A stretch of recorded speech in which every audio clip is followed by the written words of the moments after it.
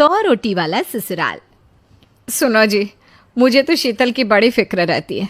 उसका ध्यान तो बस घर के बाहर दोस्तों के साथ घूमने फिरने में ही रहता है। उसे कुछ बोलो तो एक नहीं सुनती। मैं तो कहती हूँ इसकी जल्दी शादी वादी करवा दो, वरना लड़की हाथ से निकल जाएगी। तुमसे ज़्यादा चिंता है मुझे शीतल की शादी की। कल ही वो रामपुर वाले मौसा जी को फ़ोन भी किया था। बता रहे थे एक लड़का है नज़र में। उनका अपना घर है और लड़का भी अच्छा है। अरे तो फिर बस बात चलाओ ना, एक बार देखे तो सही लड़का और घर बार कैसा है। कौन से लड़की की बात चल रही है यहाँ? तुम्हारी शादी की बात चल रही है बेटी। अब तुम्हारी शादी की उम्र हो रही है तो लड़का तो देखना पड़ेगा ना। उफ़ो, मुझे अभी नहीं करनी शादी वादी। ये तो मेरे खेलने कूदने के दिन है।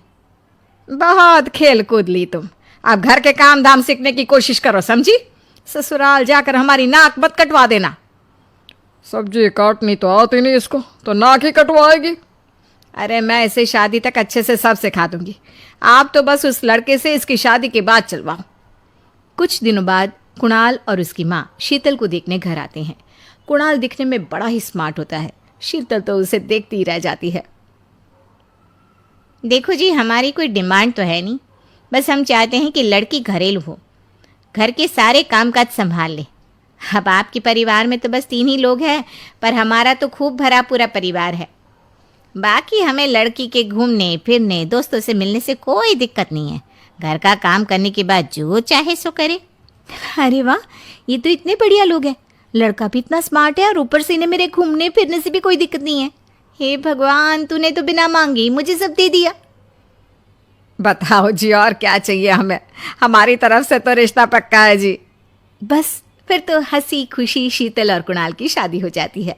शीतल मन ही मन बड़ी खुश होती है और उसी खुशी के साथ वो अपने ससुराल में कदम रखती है। आओ बहू, तुम्हारा अपने ससुराल में स्वागत है। ये मिलो अपने परिवार से। ये तुम्हारे ससुर जी, तुम्हारी ननद सुनीता और गीता, सुनीता के पति राजेश और उनके 2 बच्चे राजू और चिंटू। ये ना हमारे साथ यहीं रहते हैं। ये तुम्हारी दादी सास हैं और बाकी लोग अभी बाहर गए हुए हैं। इतने सारे लोग, ये सब यहीं रहते हैं इस घर में? अरे अभी तो मेरे देवर देवरानी और उनके 3 बच्चे यहाँ नहीं है। उसके मायके में भी शादी थी ना, तो बस वहीं गई है। कल तक आ जाएंगे। हे भगवान, ये घर है या धर्मशाला? ये सब एक साथ इस घर में कैसे रहते हैं? मुझे तो पता ही नहीं था इनका इतना बड़ा परिवार है। अब समझी कि कोई डिमांड क्यों नहीं की इन्होंने। ये सब चाल चले मेरे साथ। अरे बहू, खड़े खड़े क्या सोच रही हो? चलो अपने कमरे में जाकर आराम करो। जी माँ जी। अगले दिन शीतल का ससुराल में पहला दिन होता है।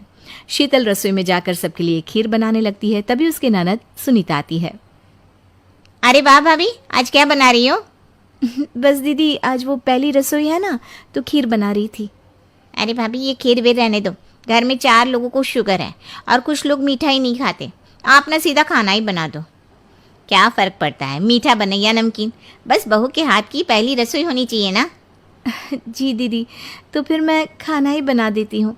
आप बता दो खाने में क्या बनेगा? बस सिंपल सी कोई सब्जी बना दो, जैसे आलू गोभी या आलू मटर, और उसके साथ रोटियां सेक दो। हमारे परिवार में अब तुम्हें मिलाकर पूरे 20 लोग हो गए हैं। 15 बड़े और 5 बच्चे। बड़ों की 6 और बच्चों की 2 के हिसाब से रोटी बना देना। चलो मैं चलती हूँ, सब देख लेना। हाँ, बड़ों की 6 रोटी मतलब कि 15 लोगों की 90 रोटियाँ, और बच्चों की 2 रोटी मतलब 5 बच्चों की 10 रोटियाँ। 90 और 10 मतलब कुल मिलाकर 100 रोटियाँ। हाय, मैं तो मर गई। 100 रोटी अकेले कैसे बनाऊंगी? माँ, ये तुमने मेरी शादी कहाँ कर दी? शादी से पहले तो मैंने कभी 4 रोटी से ज़्यादा नहीं बनाई। शीतल एक बड़ी सी परात में 100 लोगों के हिसाब से आटा निकालती है और उसे गूंथना शुरू करती है।